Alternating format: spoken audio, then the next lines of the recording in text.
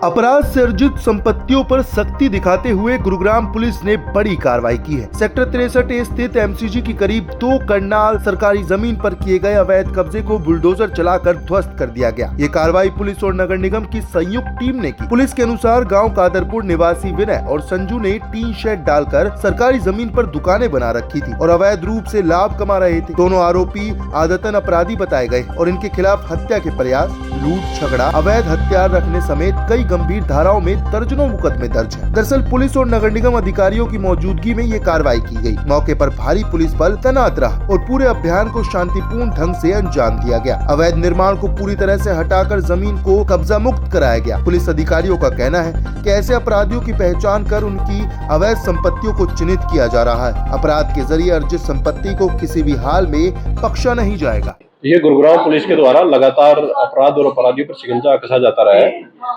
इसी एक सीरीज में सेक्टर 65 के क्षेत्राधिकार में पुलिस के द्वारा 2 एक्यूज की प्रॉपर्टी को डिमोलिश कराया गया है। ये जो दोनों एक्यूज हैं, इनकी पहचान, ये कादरपुर के रहने वाले हैं, दोनों के दोनों ही, और एक का नाम विनय है, दूसरे का नाम संजू है। विनय जो है उसके खिलाफ 10 से ज्यादा केसेस अलग अलग सेक्शंस में गुरुग्राम के अलग अलग पुलिस स्टेशन में रजिस्टर्ड पाए गए हैं, और संजू जो है उसके खिलाफ भी लगभग 14 केसेज है जो अलग अलग थानों में रजिस्टर है। ये दोनों ही आदतन अपराधी हैं और इनके द्वारा एमसीजी की सरकारी जमीन पर करीब 2 कनाल जमीन पर इनके द्वारा अवैध रूप से झुग्गियां बसा करके और वहां से पैसे इकट्ठा किया जाता था।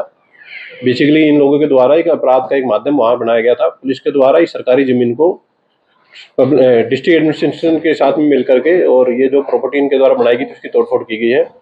ये सारा एरिया पुलिस के द्वारा खाली करा लिया गया है और भविष्य में भी ऐसी कार्रवाई अपराधियों के खिलाफ सख्त जो कार्रवाई हो पुलिस की वो जारी रहेगी।